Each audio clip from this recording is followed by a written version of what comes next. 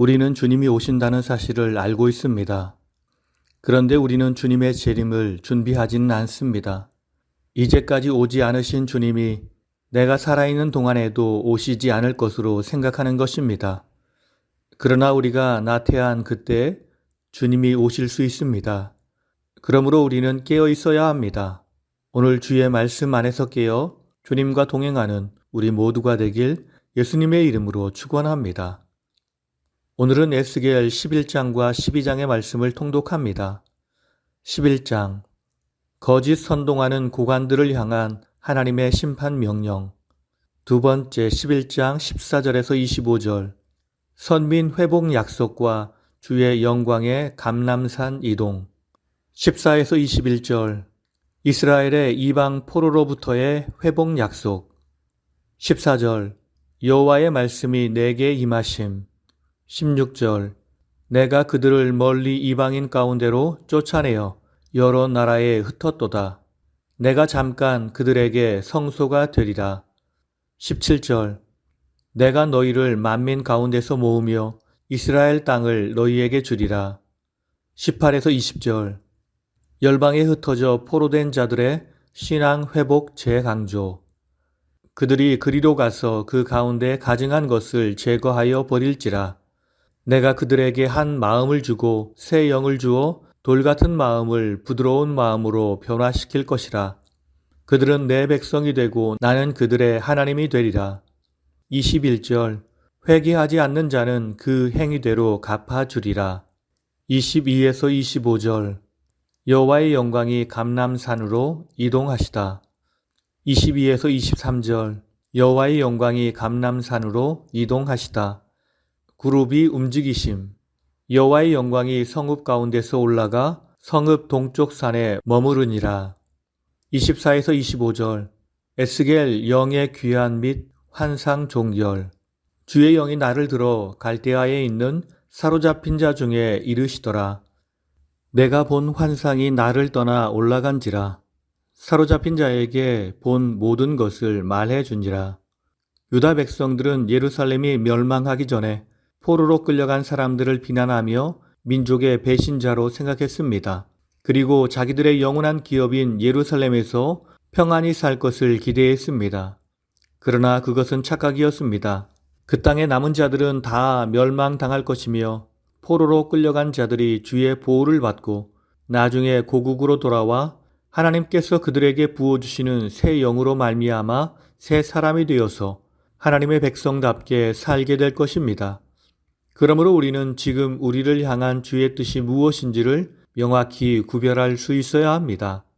12장 너희는 포로가 되고 유다는 황폐하게 될 것이라. 첫 번째 12장 1절에서 20절 선민의 포로와 유다의 황폐 예언. 1절에서 16절 포로 이동 장면 연출을 통한 선민의 바벨론 포로 예언. 1절에서 2절 에스겔이 패역한 선민 사이에 거주하고 있는 현실을 지적하다. 그들은 보지 못하고 듣지 못하나니 반역하는 족속임이라. 3절에서 7절 포로의 행장을 갖추고 벽을 뚫고서 밤에 포로처럼 이동하는 상징 행위의 명령. 내가 내 처소를 옮기는 것을 보면 반역하는 족속이라도 깨닫지 않겠느냐. 낮에 행장을 꾸리고 밤에 포로되어 가는 자 같이 나아가라. 그들이 보는 데서 성벽을 뚫고 그리로 따라 옮기라. 이는 이스라엘 족속에게 징조가 되리라. 7절 포로 이동 상징 행위 명령을 이행하다. 8절에서 15절 포로 이동 상징 행위의 의미 설명을 통한 선민의 바벨론 포로 사건 예언. 이튿날 여호와의 말씀이 내게 임하심. 이스라엘 족속이 물으면 포로로 사로잡혀 갈 것이라고 말하라. 왕이 어두울 때에 어깨에 행장을 메고 나가며 자기 얼굴을 가리리라. 왕은 바벨론에서 죽을 것이라. 16절 심판 중에 남겨진 자들의 범죄 자백 예언. 내가 그중 몇 사람을 남겨 칼과 기근과 전염병에서 벗어나게 하리라. 자기의 가증한 일을 자백하게 하리라. 17에서 20절 공포 중에 식사 행위를 통한 유다 땅의 황폐 예언의 명령. 17에서 18절 떨며 근심하는 중에 식사 명령. 인자야 너는 떨면서 음식을 먹고 놀라면서 내 물을 마시라. 19에서 20절 선민의 땅 유다의 황폐 선언. 근심하며 음식을 먹고 놀라며 물을 마실 것은 이 땅 모든 주민의 포악으로 말미암아 땅에 가득한 것이 황폐하게 됨이라. 사람이 거주하던 성읍들이 적막하게 되리라. 두 번째 12장 21에서 28절 여호와의 묵시에 신속한 시련에 대한 이중 경고. 21에서 25절 여호와의 심판의 묵시가 신속하게 실현되리라. 날이 더디고 모든 묵시가 사라지리라는 속담이 있으나 그 말은 거짓이 될 것이라. 묵시가 곧 실현되리라. 이스라엘 족속 중에 허탄한 묵시나 아첨하는 복술이 다시 있지 아니하리라. 내가 너희 생전에 말하고 이루리라. 26에서 28절 신속하게 실현되리라 재강조. 27절 묵시를 먼 훗날에 대한 말로 무시하는 것을 지적하다. 묵시는 여러 날 후의 일이라. 그가 멀리 있는 때에 대하여 예언하였도다. 28절 나의 말이 하나도 다시 더디지 아니하리라. 내가 한 말은 이루어지리라. 오늘 말씀을 통해서 주시는 교훈은 첫째로 지금 우리가 서 있는 삶의 자리가 바로 하나님께서 보내신 곳입니다. 24절을 보면 주의 영이 나를 들어 하나님의 영의 환상 중에 데리고 갈대아에 있는 사로잡힌 자 중에 이르시더니 내가 본 환상이 나를 떠나 올라간지라라고 하였습니다. 여기서 보면 에스겔은 다시 그가 본래 서 있는 삶의 자리로 돌아가고 있습니다.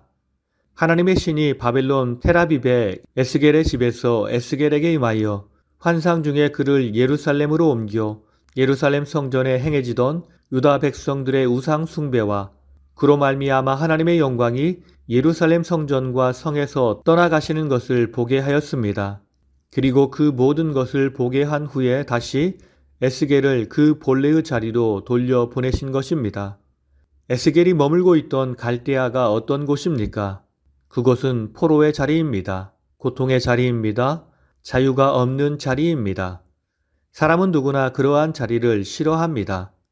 그런데도 하나님은 에스겔을 그곳에서 들어 올리셨다가 다시 그곳으로 돌려보내신 것입니다. 여기에서 해야 할 일이 있기 때문입니다.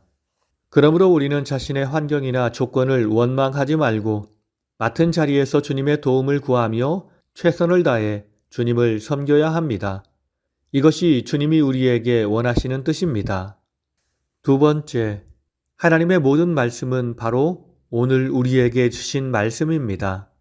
유대인들의 말씀에 대한 태도는 크게 두 가지였습니다. 첫 번째는 22절 말씀으로 날이 더디고 모든 묵시가 사라지리라는 말처럼 묵시의 말씀을 거짓으로 생각하는 사람이 있었습니다.